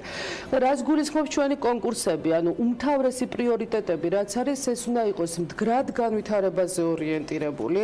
თავად აპლიკანტმა უნდა ნახოს აუცილებლად ამაში ეკონომიკური სარგებელი, უნდა შექმნას სამუშაო ადგილები, ბუნებრივია უნდა იყოს კრეატიული, იმიტომ რომ ეს არის კრეატიული თბილისი, ანუ უნიკალური იდეა უნდა იყოს აბსოლუტურად და ძალიან მნიშვნელოვანია, რომ იყოს ახალგაზრდებზე ორიენტირებული. თუმცა ჩვენ მაგალითად ჩარშა მქონდა ესეთი შემთხვევა და ამასაც მივესალმებით, რომ არსებობს მხოლოდ ერთი ადამიანი, რომელიც ქართულ თიხას ზილავს და მას არ ყავს შეგირდები, შესაბამისად ჩვენ მაქსიმალურად ჯგუფს, რომელიც ამ ადამიანთან მუშაობდა, ხელი შეუწყოთ იმისთვის, რომ ამ ადამიანს შეგირდები აეყვანა. ესეც ნაწილობრივ რა თქმა უნდა ახალგაზრდებზე ორიენტირებულია, რომ რაღაცნაირად ეს საქმე გაგრძელდეს და ასე შემდეგ, ხო? ანუ ეს არის სხვა ტიპის კონკურსი, რომელმაც უნდა დატოვოს შედეგი, როგორც ქალაქისთვის, ასევე ესე ვთქვათ, საკუთარი თავისთვის, იმისთვის, რომ შემდგომში კიდევ და კიდევ მეტად განვითარდეს. ეს არის დაახლოებით კრეატიული საწარმოების ტიპი, მაგალითად, ხო? ან კონკრეტული ღონისძიება, რომელიც შემდეგ ხელშეუწყობს კონკრეტულად რაიმეს განვითარება და ასე შემდეგ. თუმცა, ბოდიში ჩვენ გუშინ ავთი კარგია რომ მქონდა მართლაც საშუალება ყოფილიყავი პრეზენტაციაზე უფრო სრულად გავიგე გეგმების შესახებ და ძალიან მინდა მაყურებელმა იცოდეს რომ გუშინ ითქვა იმაზე რომ თითქოს თბილისის ზოგჯერ ავიწყდება რომ აქვს მდინარე მტკვარი. ეს კი რამხელა ინსპირაციების წყაროა ძალიან ბევრი არტისტისთვის სხვადასხვა საუკუნეში, სხვადასხვა წლებში და მით უფრო ეხლა შეიძლება იქცეს მტკვრის ჭალები რაღაცის შთაგონების წყაროთ, ხო? რასაპირე? ძალიან სამწუხაროდ ჩვენ ბევრი წელია მტკვარს ზურგი შევაქციეთ და ეს ძალიან ცუდია, იმიტომ რომ ჩვენ ყოფილვართ ალბათ ყველა საზღვარგარეთ ძალიან ბევრ ქალაქში, სადაც მდინარე მოედინება, ის არის ქალაქის ღერძი. მის გარშემო ვითარდება ყველაფერი. თბილისიც სწორედ ასე განვითარდა, ხო? მარჯვენა და მარცხენა სანაპირო. ჩვენ გვახსოვს ალბათ ის ძველი ფოტოები, როდესაც თბილისს ჰქონდა წისქვილები, როდესაც თბილისთან მაქსიმალური, ესე ვთქვათ, მტკვართან მაქსიმალური კომუნიკაცია ჰქონდათ ადამიანებს და მე არ ვიცი რატომ არა ჩვენ ზურგი შევაქციეთ. ჩვენ ვაპირებთ რომ ჩვენ მტკვართან დავმეგობრდეთ, მე გუშინაც თქვი რომ ინფრასტრუქტურული ესე ვთქვათ მიდგომა არის ახლებური მტკვრის მიმართ და ძალიან ბევრი პროექტი იგეგმება ამ მიმართულებით, მაგრამ სამწუხაროდ მე ვერ ვისაუბრებ ახლა ამასთან დაკავშირებით, ამის უფლება არ მაქვს, თუმცა ვიტყვით რომ კრეატიული კუთხით და სახელმწიფო მიმართულებით ჩვენ მტკვრის ჭალებში ვაპირებთ რომ გავაკეთოთ ესე ვთქვათ ჩავატაროთ ფესტივალი, სხვათა შორის ეს მეორედ ხდება. პირველი ფესტივალი იყო ძალიან პატარა, წელს იქნება უფრო მასშტაბური. ჩვენ ამ თხოვნით მოგმართა ვატო წერეთელმა, ეს არის თანამედროვე ხელოვნების ცენტრის ხელმძღვანელი, თავის ჯგუფთან ერთად პირველადი განხილვა კომისიაზე მოხდა და ჩვენ მაქსიმალურად ჩავერთვებით, ესე ვთქვათ, ამ პროექტის განხორციელებაში, იმისთვის, რომ უკვე დავინახოთ თუ რა შეიძლება ჩვენ სარგებელი მივიღოთ მდინარისგან და პირიქით რა შეიძლება ჩვენ მივსცეთ მტკვარს, ესე ვთქვათ, იმისთვის, რომ განვითარდეს და მტკვარი უნდა განვითარდეს. ნიკოლოზ რაჭველმა თქვა, რომ ძალიან სასიამოვნოა, რომ მუსიკალური სკოლებს რაღაცა ხელი შეევლებათ, იმიტომ რომ რაღაც სხვა გარემოჭირდებათ ბავშვებსო, ალბათ, როდესაც უნდა ეზიარონ მუსიკის ულამაზეს ჰარმონიას, ხო? სხვა სახელოვნებო სკოლებსაც, სკოლების რეაბილიტაციაც გაქვთ გეგმაში, მუზეუმების კონკრეტულად. კიდევ მინდა გკითხოთ აუცილებლად ახალგაზრდული მიმართულებით რას გეგმავთ? ახალგაზრდული მიმართულებით სიმართლე გითხრათ, ჩვენ სულ ცოტა ხანში გვექნება ცალკე პრეზენტაცია, იმიტომ რომ ბუნებრივია კულტურასთან ადაპტირებულია ეს ყველაფერი და ამას ძალიან დიდ მნიშვნელობას ვაქცევთ, რომ სწორედ ახალგაზრდებზე ორიენტირებული იყოს ჩვენი პროექტები, თუმცა ხაზი ახალგაზრდობა ჩვენ კიდე ცალკე გვაქვს. ჩვენ რო ვისაუბროთ, ასე ვთქვათ, იმ კონტექსტში, რაც თქვენ თქვით, რომ მოსწავლე ახალგაზრდობის სასახლე დაუშვათ სხვადასხვა სახელმწიფო სკოლები და ასე შემდეგ, მინდა გითხრათ, რომ მართლაც გარემო არის უმნიშვნელოვანესი, სად სწავლობს ბავშვი. ძალიან სამწუხაროდ ცოტა მძიმე მდგომარეობა გვაქვს ჩვენ ინფრასტრუქტურული კუთხით და მაქსიმალურად ვცდილობთ რომ გარემო გამოვაჯანსახოთ ავეჯიანეთ სხვათა შორის იმიტომ რომ მნიშვნელოვანია როგორ მერხთაზის როგორ დაფასუყურებს და ასე შემდეგ ხო და მაქსიმალურად ვცდილობთ რომ ეს ყველაფერი გამოვასწოროთ მუსიკალური ინსტრუმენტები გქონდეთ მათ ახალი და სწორი ჟღერადობა გქონდეს ამ ყველაფერს დამატებით მოსწავლე ახალგაზრდობის სასახლის რეაბილიტაცია რეკონსტრუქცია იწყება სადაც 4000 ბავშვი არის და მათი რიცხვი კიდევ და კიდევ იზრდება და იქაც სრულებით ანუ ისტორიული კომპონენტი ბუნებრივია სრულად რესტავრირებული იქნება და შენარჩუნებული და დამატებით ძალიან თანამედროვე გარემო მოეწყობა და მე მინდა ვისაუბრო ასევე ახალგაზრდულ ორკესტრზე იმიტომ რომ ჩვენ ვცდილობთ შევქმნათ ისეთი პლატფორმები სადაც მაქსიმალური ჩართულობა იქნება ასე ვთქვათ ახალგაზრდების და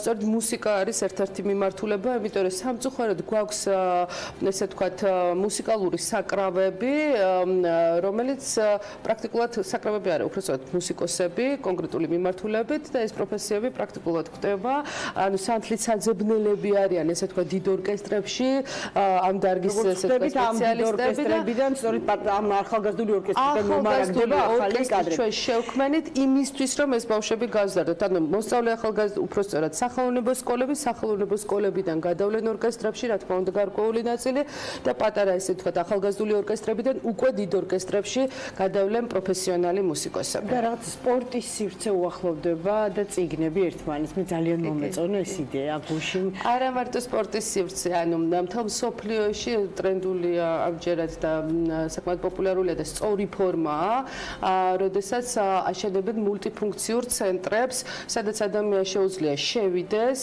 და ერთი შესვლით ძალიან ბევრი მომსახურება მიიღოს ჩვენც დიდი ღომში და ვარკეთილში ვაშენებთ მსგავსი ტიპის მულტიმედიურ სივრცეს სადაც არის ორი ტიპის ბასეინი არის ტანვარჯიშის დარბაზი რომელიც ძალიან პოპულარობით სარგებლობს ბავშვებში არის ჭიდაობის დარბაზი სხვადასხვა დარბაზები მე აღარ ჩამოვთვლი მაგრამ მთავარი კომპონენტი ამ ყველაფრის იქნება მედიათეკა ანუ ბიბლიოთეკა და სახელოვნებო სკოლა ანუ ბავშვი რომელიც შევა დაუშვათ და მუსიკის გაკვეთილი აქვს მას შეუძლია შემდეგ ჩამოვიდეს და კონდეს სურვილის გაკვეთილი შემდეგ გამოვიდეს და აიღოს კონკრეტული წიგნი თუ იქვე გააკეთოს გაკვეთილები და ესეც მნიშვნელოვანია იმიტომ რომ ჩვენს ბიბლიოთეკებში და მედიათეკებში ჩვენ აუცილებლად უნდა გავაჩინოთ მინი სამუშაო სივრცეები იმისთვის რომ ეს ბავშვები შეეჩვიონ ასე ვთქვათ ამ გარემოს მათზე ორიენტირებული და მორგებული გარემო უნდა იყოს მე მინდა წარმატებები გისურვოთ მადლობა მოგზანებისთვის და ვუსურვებ რომ იცი რა ყველა იდეას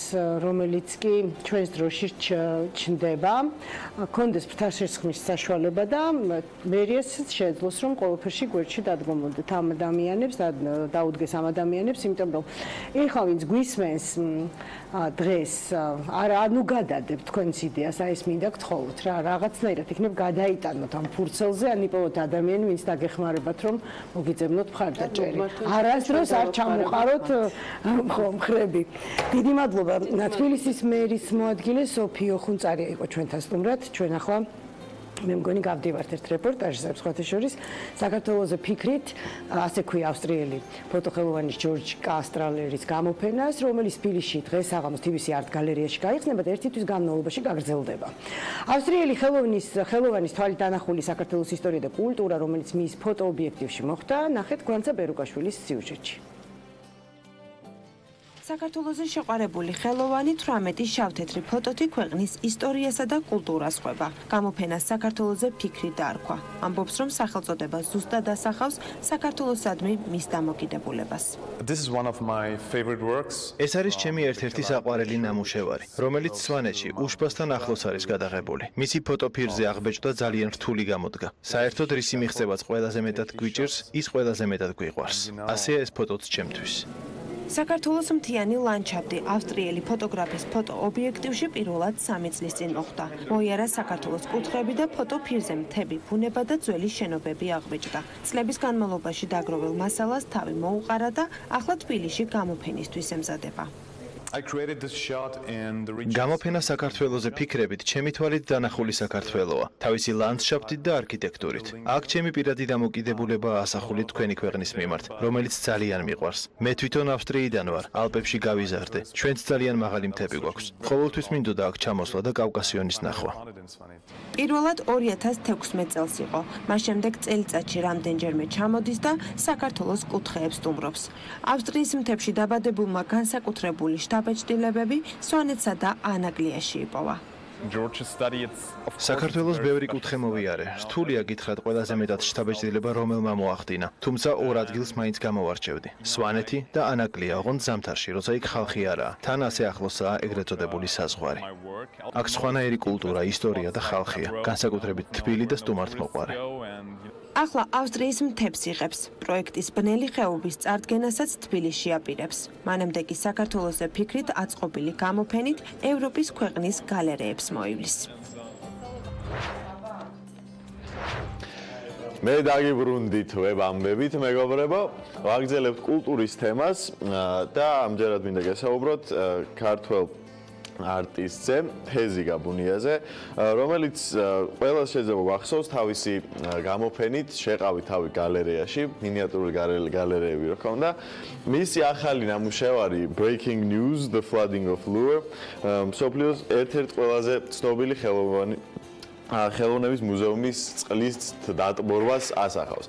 რა თქმა უნდა, ნამდვილი ლუვრი არ იტბორება და როგორც მან ისესხა თავისი ძველი იდეიდან ეს ახალი იდეაც და მინი გალერეა გააკეთა, რომელიც იტბორება. ამ პერფორმანსის და ვიდეო არტის შთაგონება იყო კლიმატური ცვლილებები და ის საფრთხეები, რომლებსაც ზღვის დონის ამაღლება და ზოგადად ყველთელი ეს პრობლემა წარმოადგენს და ვიზუალურად ძალიან შთამბეჭდავი და ძალიან რაღაცა შემაძრუწუნებელიც არის იმის ნახვა, როგორ იტბორება მსოფლიოს ყველაზე ძვირფასი და ძვირიანი ხელოვნების ნიმუშები იმის გამო, რომ ჩვენ პლანეტას არ მოუვარეთ. კარგით, ძალიან ეხლა გადავეცვალოთ დაზებით ნოტას და ვაგრძელებთ მე ჩემს გასტრონომიულ მოგზაურობებს, რომლის გაწყვეტაც მოგვიწია. ქართველები არაფრით არ ჩამორჩებით ამერიკელებს და ჩვენ გავაკეთეთ ჩვენ ერთ-ერთმა იტალიელმა შეფმა ენცო ნერიმ გააკეთა შოკოლადის ხინკალი. ოღონდ ის არ არის, რაც თქვენ გგონიათ, ეს ხინკლის რეცეპტი მისპირებული ახალი საფირმო დესერტია, რომელიც ძალიან მარტივი გასაკეთებელია ერთი შეხედვით. შოკოლადის ცომში მოთავსებულია ნადუღი, სპეციალური კრემი, ნიგოზი და ქართული თხილი, რომელიც იხარშება, ეს მომენტი იყო ჩემს ყველაზე საინტერესო და შემდეგ თავსდება ისევ ამავე კრემში, ფორტოხლის ცედრით და პიტნით. ძალიან საინტერესო დესერტია და თან ხინკლის ასეთი ფორმით ნახვა და ასეთ ფორმით მირთმევა საერთოდ არ ვიცი. მაგრამ ძალიან მაგარი იდეა. მადლობა ბატონ ნერის ასეთი რაღაც რომ მოიფიქრა და შეგიძლიათ სადმე მოძებნოთ. და ახლა მინდა ესეთ საინტერესო ცხოველებზეც გესაუბროთ. ბავშვობიდან სხვათა შორის ძალიან მიყვარდა ზებრები. არ ვიცი რატომ, მაგრამ ზებრები გამორჩეულად ჩემი საყვარელი არსებები იყვნენ. და ტანზანიაში, სერენგეტის ეროვნულ პარკში ფოტოგრაფმა ასახა პირველად ფოტოფირზე ქერა ზებრა. თავიდან მას ეგონა რომ ზებრა ტალახში იყო ამოთხრილი, ან ქვიშაში იყო ამოთხრილი, მაგრამ 1-2 გაიჭყუმპალავა წყალში ამოვიდა, უყურებს ფოტოგრაფი და არა, ისევ ქერა არის. და დაასკვნა რომ ნუ ასეთი თმის ფერი აქვს. საინტერესო ის არის, რომ მეცნიერები ამბობენ, რომ ეს არის ალბინიზმი, ნახევრად ალბინიზმი, ანუ ზებრა ქერა არ არის, უბრალოდ ალბინოსია და ისინი შიშობდნენ, რომ ზებრას გარიყავდნენ ჯოგიდან, მაგრამ ეს ზებრების ეს ჯოგი ჯიგარი აღმოჩნდა და ჩვენი ქერა ზებრა თავისიანად მიიღეს. ჩვენ მე მგონი ძალიან ბევრი რამ შეგვიძლია ასევე ვისწავლოთ ზებრებისგან ამ ხრივ. კარგით. ამ ეტაპზე მე მგონი ეს არის, ხო, თავარი. ეს ძალიან იშვიათი დაავადება არის ზებრებში, საერთოდ ალბინიზმი და ძალიან ნიშანდობლივია, რომ და ძალიან აღსანიშნავია ის ფაქტი, რომ ეს იშვიათი მოვლენა ჯერ მოხდა და მერე საერთოდ აღიბეჭდა ფირზე. კარგით, ამჯერად მართლა მორჩა საკმარისია. ვიბრუნდებით ჩვენი. მადლობა, ჩვენ მხოლოდ მცირე რეკლამაზე გავდივართ, რეკლამის შემდეგ ჩვენს არხზე ერთი კვირის ჩამოსული სტუმრები შეაფასებენ ქართულ მედია რეალობას.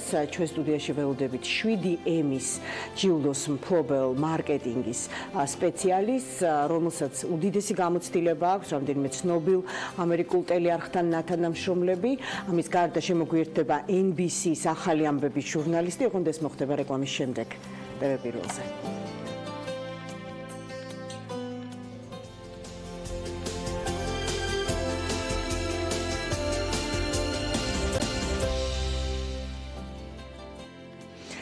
პირველზე პირდაპირ ეთერში ვაგრძელებთ. აირექსის მედია პარტნიორობის პროგრამა ამერიკის საელჩოს დაფინანსებით ხორციელდება. ეს არის გაცვლითი პროგრამები საქართველოსა და ამერიკას შორის, რომელიც 2010 წლიდან არსებობს. პირველის თანამშრომლები ვირჯინიაში რიჩმონდის ტელეკომპანია NBC-12-ში ზამთარში იმყოფებოდნენ. ამ პროგრამის ფარგლებში დამოუკიდებელ ქართულ მედია საშუალებებს შესაძლებლობა აქვთ აიმაღლონ კვალიფიკაცია და შეიძინონ ან განავითარონ უნარჩვევები ჟურნალისტიკის, ახალი ტექნოლოგიებისა და მედია მენეჯმენტის სფეროში. ახლა კი ჩვენ ვსტუმრობთ NBC-ის თანამშრომლებს, რომლებიც ერთი კვირა აკვირდებიან ჩვენი ტელეკომპანიის მუშაობის სპეციფიკას და იძლევიან კონკრეტულ ინსტრუქტაჟს. სწორედ მათთან ერთად ვაპირებთ დღეს შევაფასოთ ქართული მედია რეალობა და მივიღოთ კონკრეტული რჩევები. უკვე სტუდიაში შემოგვიერთდა ერიკ კანდინიანი, ტელეკომპანია NBC-12-ის მარკეტინგის დირექტორი, ვირჯინიის შტატიდან, რიჩმონდიდან და ასევე NBC-ის ახალი ამბების ჟურნალისტი ჯეზმინ თერნერი. მოგესალმებით. პირველ რიგში თქვენ მინდა გკითხოთ ბატონო ერიკ, მარკეტინგის და აუდიტორიის გაზრდის განყოფილებაში მუშაობთ, უფროსი ხელმძღვანელობთ ამ განყოფილებას, ტელეარხზე NBC-12.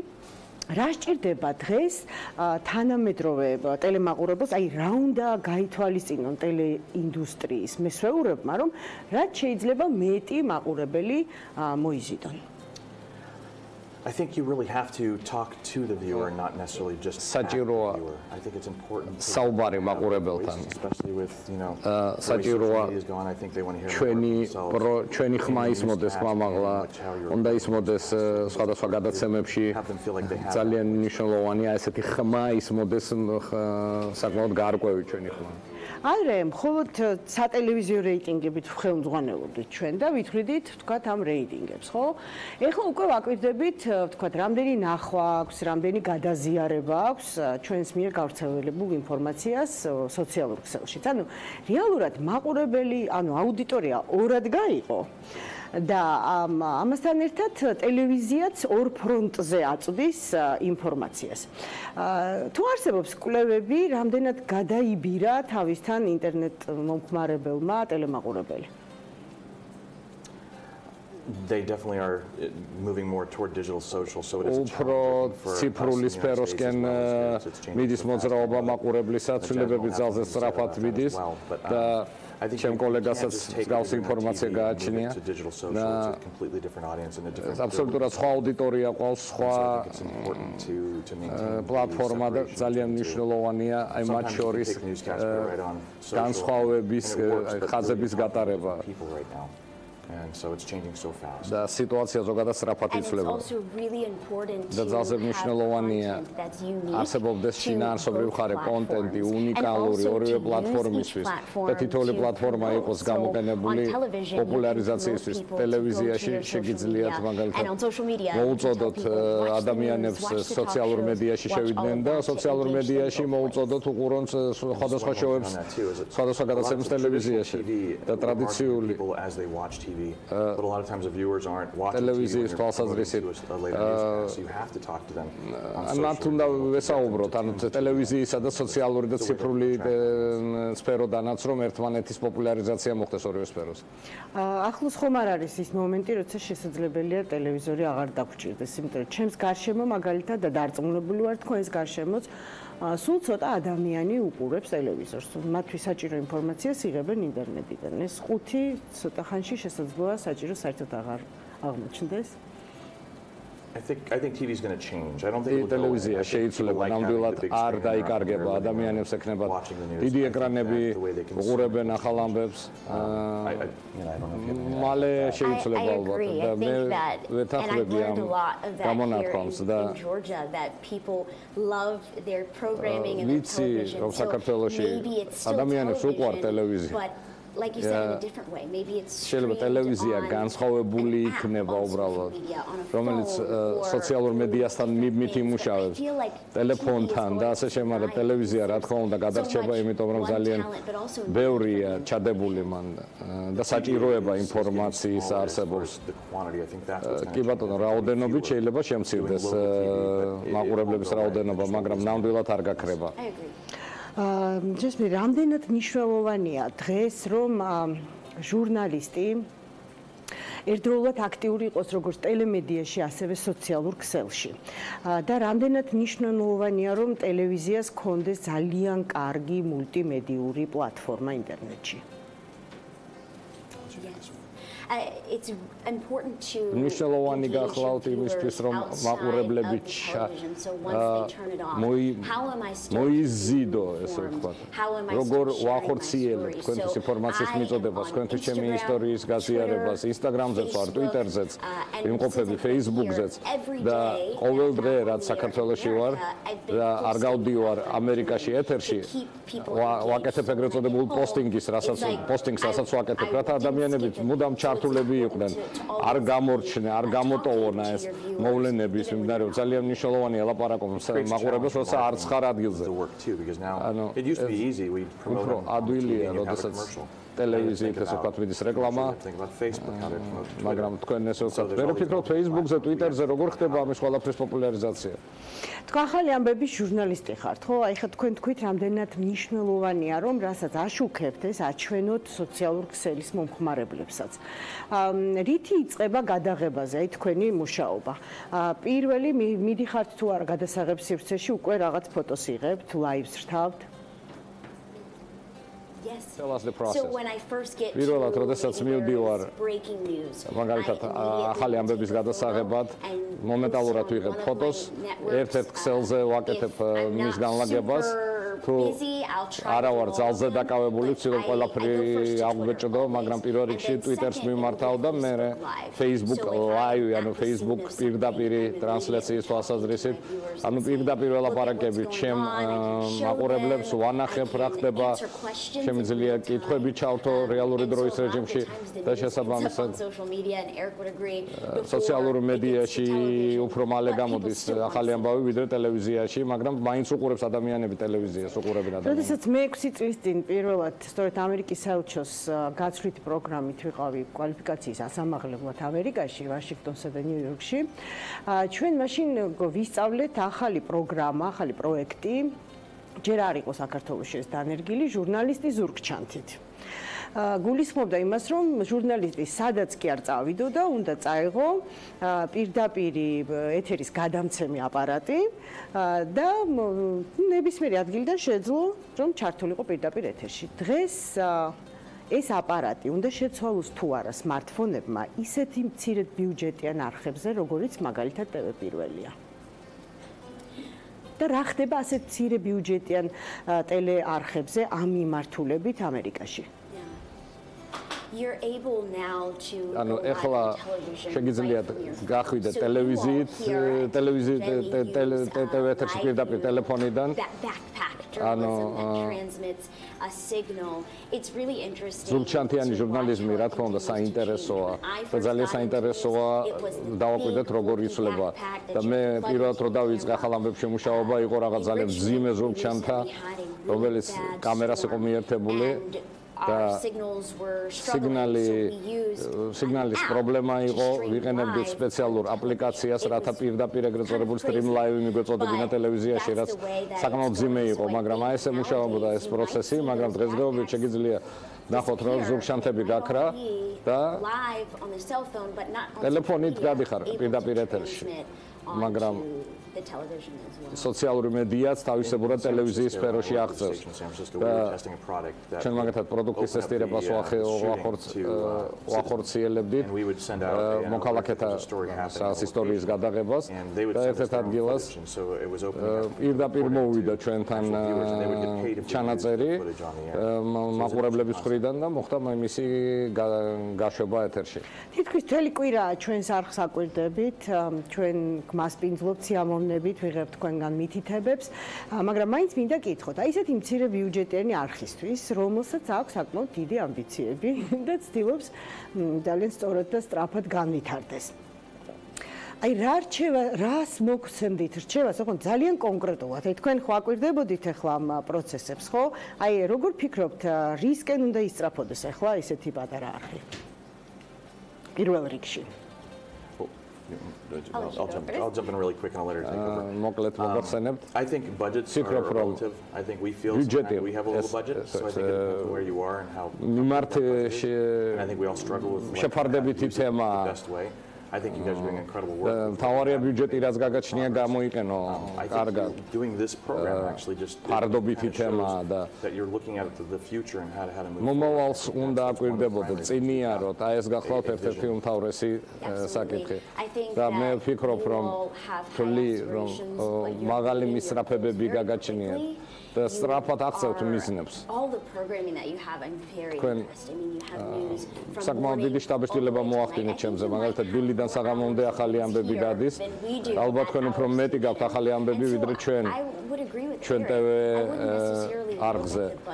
მე ერიქს ვეთანხმები, ბიუჯეტი ფარდობითია, თქვენ მაღალ დონეზე ასრულებთ თქვენ სამუშაოს და თუ აი ესე დონეზე აღწეული ბიუჯეტით ასრულებთ თქვენ მოვალეობებს, მომავალში ძალიან სერიოზულად გაიზრდება თქვენი მუშაობის ხარისხი. ანუ აკეთებთ ბევრს ცოტა ბიუჯეტით და წარმოგიდგენთ თუ გაგეზდება რამხელა სიმაღლეებს მიაღწევთ და ჩემი წინადადება რაც უფრო იზრდებით უნდა დარწმუნდეთ რომ ისეთივე მიმართულებით იზრდებით ესეთივე ტემპით იზრდებით სოციალურ მედიაში. ანუ Fox-ის მფლობელი კომპანიის კრეატივის განყოფილებას ხელმძღვანელობდით და ეხლა სწორედ სიტყვა მოიტანა და საუბრობდით იმაზე, რომ რა დოზით უნდა იყოს ეს ნიუსი ტელეეთერის ბადეში. ანუ აქ ითქვა ხო, რომ რაღაც ამერიკაში თქვა ამ შემთხვევაში NBC-ზე გაცილებით უფრო ნაკლები საინფორმაციო გამოშვება გადის, ვიდრე თქვა იგივე TV პირველზე და ქართულ მედია სივრცეს უყვარს ეს ხშირი მიწოდება ახალი ამბების. როგორ ფიქრობთ, აი რა ბალანსი ჯობს თანამედროვე ტელევიზიაში ნიუსისა და კრეატიული მასალებს შორის? It's really what you can handle. I worked at Fox in San Francisco. Fox-ში მუშაობდი და ეს გახლავთ ესეთი თემა, რაც უნდა არეგულირო, ჩვენ ძალიან ბევრი ქონდა ახალი ამბები და სხვადასხვა პროგრამები. So as long as the station I think in as much as the viewers handle watching the news, I think გაკეთება შეუძლია თანამშრომლებს. Too much and there's fatigue. თანამშრომლებს უნდა დავაკვირდეთ ასევე მათ შესაძლებლობებს და შესაძლებლობებს მაყურებლებისა რამდენი სურთ იყოს ახალი ამბები ეთერში. ციტირა თქვენი ბიოგრაფია არის ძალიან უხვი. ნუ პირველ რიგში ორი ტელეარხის რებრენდინგია თქვენს ანგარიშზე. რამდენიმე ტელეარხის მარკეტინგთან მუშაობა, ვახსენეთ უკვე კრეატივის განყოფილების ხელმძღვანელობა, მაგრამ Nike-ის მსოფლიო სათაო ოფისშიც კი გიმუშავიათ მარკეტერად.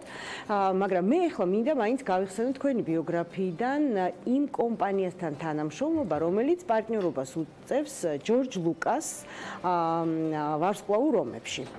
ეს არის სპეცეფექტების მწარმოებელი კომპანია. საინტერესო, როცა ჩვენ საუბრობთ ეფექტებზე, ეფექტებით სავსე ვიზუალზე, ხო? ტელევიზიის შეფუთვა, ანუ მაყურებელმა უფრო კარგად გაიგოს გადაცემების ქუდები, გაფორმება. საით მიდის ტენდენციები? იყო დრო, რომ ძალიან თვალშისაცემი იყო და ძალიან ჭრელი და ძალიან აგრესიული. მეჩვენება თუ ასეა, რომ უფრო სისადავისკენ მიდის ახლა დიზაინი?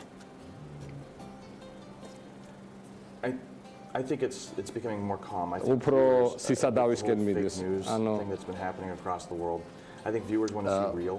რეალობის ხილვასობთ მაყურებლებს და უფრო გათვითცნობიერებულები არიან. კი ბატონო, იციან რომ არსებობს სპეციალური ეფექტები, იციან რომ ეს რეალური არ არის და რაც შეეხება ახალ ამბებს, ეს რეალობა შეესაბამება და რაც უფრო უკეთესად მუშაობთ, რაც უფრო ეფექტურად მუშაობთ, ვით უფრო მეტად გენდობიან და უფრო მარტივია გრაფიკული სიტუაცია. 21 ჯერ იყო ემიზე ნომინირებული და თან 7 ემი აღებული ჰქონდეს.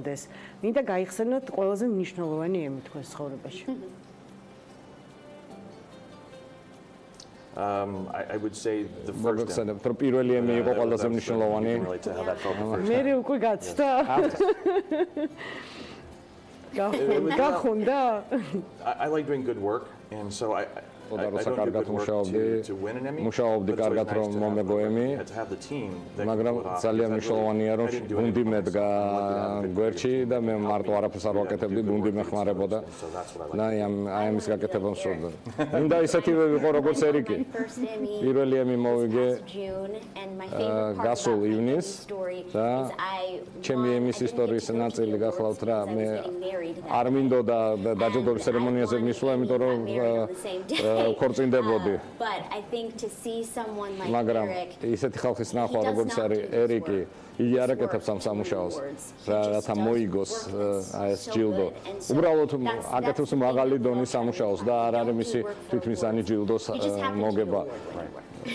და ამითი იღებს და ამითი იმარჯვებს და ამითი იღებს ჯილდოს. გასაკვირველია. მე მინდა ძალიან დიდი მადლობა გადაგიხადოთ ჩვენ სტუდიაში სტუმრობისთვის. მინდა მადლობა გადაგიხადოთ თქვენს და პროგრამას, რომელსაც ახორციელებს აირექსთან ერთად ამერიკის საელჩო, იმიტომ რომ ჩვენ მოგვეცა შანსი ამ გაცვლითი პროგრამის საშუალებით ძალიან საინტერესო და ძალიან კარგი გამოცდილება მიგვეყო. ჩვენი თანამშრომელთა გუნდის ნაწილი იყო ზამთარში შეგახსენებთ ვირჯინიაში NBC-ზე მიიღეს დამატებითი რჩევებიც, ინსტრუქციებიც და ახლა უკვე თქვენ ჩამოხვედით ჩვენი ტელევიზიის სპეციფიკის უკეთ გასაცნობა, ჩვენ ველი თქვენგან კონკრეტულ დირექტივებს, რჩევებს, იმიტომ რომ ჩვენ ვართ TV პირველი განვითარებაზე ორიენტირებული არხი და მე არ მიჭირს ამ სიტყვების ხმამაღლა აღიარება. მადლობთ. ჩვენ გემშვიდობებით უკვე ხვალ 12-ის 15 წუთზე ორ შაბათს როგორ მიყვარს ამას რომ ეტყვის ხოლმე ჩემი პროდიუსერი. დღეს ხომ პარასკევია. მაშინ ნუ მოიწყენთ ორ შაბათამდე, ნახვამდის.